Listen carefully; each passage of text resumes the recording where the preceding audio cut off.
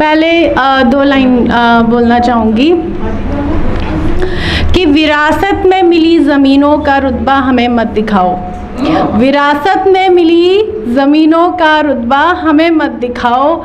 हमने अपना आसमान खुद बनाया है, हमने अपना आसमान खुद बनाया है। अभी त्योहार की वो चल रहा है यहाँ पे थीम, तो मैं ज़्यादा तो लिख नहीं पाई, 2 लाइनें लिखी हैं मैंने। हाँ, जीवन की थकावट, चिंताएं, अशुद्धता घेर लेती है बारंबार।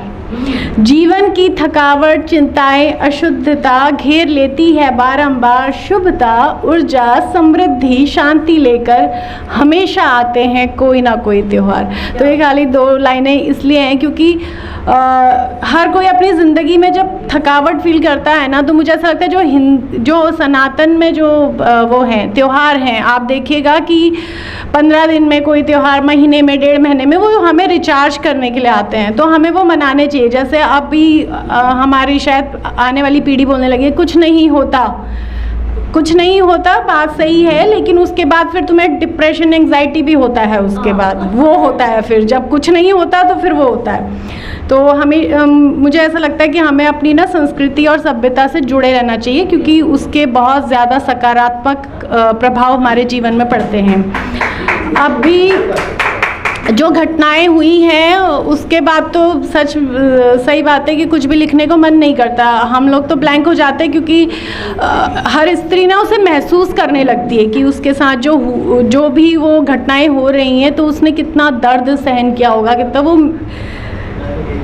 जब आप महसूस करते हो तो फिर आपको ना कुछ भी ऐसा लिखने का मन नहीं करता। ऐसा लगता है कि अगर हम लिख पाते हैं तो उसी बारे में लिखना चाहिए। तो इसमें 4 लाइनें अभी राखी आई थी, तो तब मैं उस दिन सोच रही थी इस बात को कि अस्मत लूट कर नर पिशाचों ने जब राखी बंधवाई होगी। अस्मत लूट कर नर पिशाचों ने जब राखी बंधवाई होगी। सोचती हूँ कैसे अपनी बहनों से आंखें मिलाई होगी, कैसे अपनी बहनों से आंखें मिलाई होगी। वो बहन भी एक औरत ही है ना, वो बहन भी एक औरत ही है ना, तो कैसे अपनी निगाहों की नीयत उस समय आजमाई होगी, क्योंकि जो ये घटनाओं का अंजाम देते हैं वो शायद उसको ना औरत ही दिखाई देती है और कुछ नहीं दिखाई देता। और औरत का कभी आप शाब्दिक अर्थ ना गूगल पे सर्च मारिएगा, ये औरत जो शब्द है ना, ये भी कुछ खास नहीं है। जो हमारी सभ्यता में जब औरत को देवी, या पहले अगर आपने कभी रामायण महाभारत देखते होंगे तो उसमें आर्य शब्द का यूज़ होता था पुरुष के लिए, और देवी शब्द का यूज़ होता था स्त्री के लिए। तो उसका वाकई कोई अर्थ होता था। मैं आपसे क्योंकि वो शब्द को मैं बोल नहीं पाऊँगी, इसलिए मैं बोल रही हूँ कि आप गूगल पे टाइप कीजिएगा कि औरत शब्द का शाब्दिक अर्थ क्या है, तो आप शायद औरत कहलाना भी पसंद नहीं करेंगे। अब ये इसी घटना पे आधारित एक, क्योंकि ये युगों युगों से चलता आया है। द्रौपदी का उदाहरण, जो महाभारत हुई वो द्रौपदी के, लोग कहते हैं द्रौपदी की वजह से हुई, सीता की वजह से रामायण हुई, लेकिन हम ये नहीं समझ पाते कि उसके आत्म सम्मान के रक्षक उस समय मौजूद थे, आज नहीं हैं, आज बिल्कुल नहीं हैं। आज हमारे लिए वो रोज़मर्रा की घटनाएँ हैं, जैसे हम रोज़मर्रा का खाना खा रहे हैं वैसे ही हम सुन रहे हैं, और रोज़ होता है हर किसी की, अरे यहाँ हो गया, आपके अखबार पटे रहते हैं इन बातों से, लेकिन हमें नहीं फ़र्क पड़ता, क्योंकि हम उस सोच के आदी हो गए हैं कि अभी तो आग दूसरे के घर में लगी है ना, अभी हम तक नहीं आई, तो फिर हम अपनी ज़िंदगी अपने हिसाब से जीते हैं। पर मैं द्रौपदी की एक उदाहरण लेके मैंने एक कविता रची है कि भरी सभा में आहत एक नारी ने कितनी बड़ी हुंकार भरी थी। भरी सभा में आहत एक नारी ने कितनी बड़ी हुंकार भरी थी। द्रौपदी ने अपने सम्मान की खातिर अकेले महाभारत रची थी, अकेले महाभारत रची थी। पांडवों के युद्ध में उनकी शौर्य गाथा से महाभारत सजाया गया। पांडवों के युद्ध में उनकी शौर्य गाथा से महाभारत सजाया गया। उस युद्ध की परिधि में खड़ी नारी को उस कथा में भी भुलाया गया, उस कथा में भी भुलाया गया। घायल शरीर आत्मा के साथ भी जो लड़ी स्वाभिमान के लिए, घायल शरीर आत्मा के साथ भी जो लड़ी स्वाभिमान के लिए, उसे प्रतिशोध की ज्वाला में जलती नारी और विध्वंसक भी बताया गया। आज भी कई लोग बोलते हैं कि द्रौपदी ने अपना कुल खत्म कर लिया, है ना। गोविंद ने चुना जिसे धर्म युद्ध के अप्रत्यक्ष योद्धा के रूप में, धर्म अधर्म की बारीक रेखा के स्वरूप में उसे पांचाली का तमगा देकर असहाय बेसहारा बताया गया। पांडवों, कौरवों, पितामह द्रोण जैसे शूरवीरों का शौर्य भी गाया गया। कर्ण, अश्वत्थामा सरीखे कृतघ्न किरदारों को भी सराहा गया।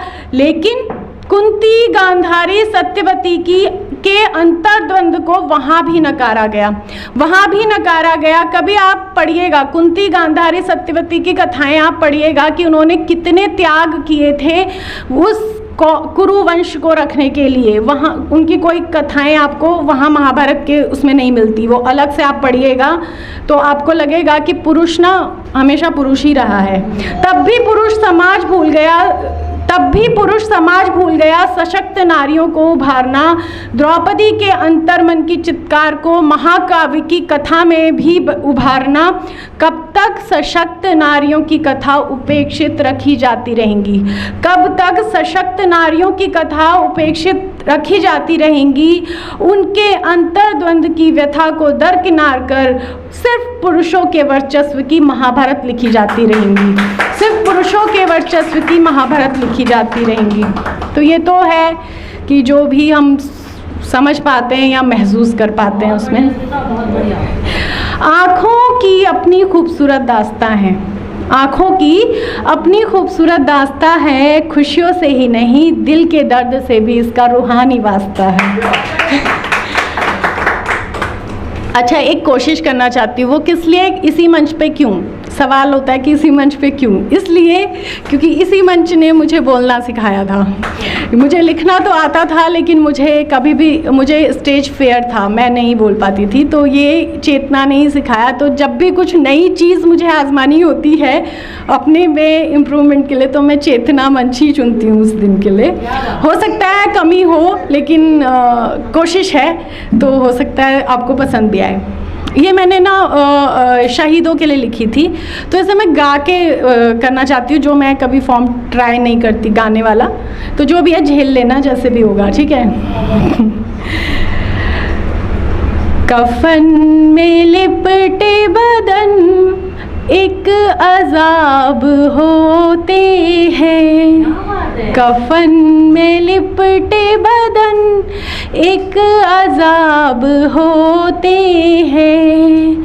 फना जो होते हैं तिरंगे पे नायाब होते हैं। कफन पे लिपटे बदन एक अजाब होते हैं।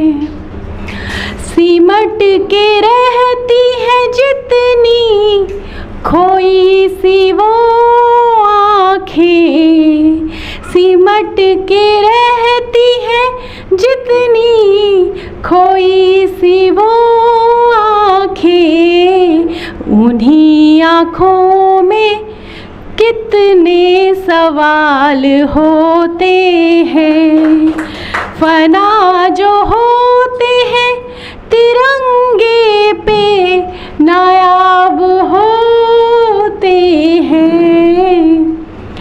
उनके लहू की कीमत जान पाते हैं वो, उनके लहू की कीमत न जान पाते हैं वो। जिनके दिलों में दिमाग होते हैं, जिनके दिलों में दिमाग होते हैं। कफन पे लिपटे बदन एक अजाब होते हैं।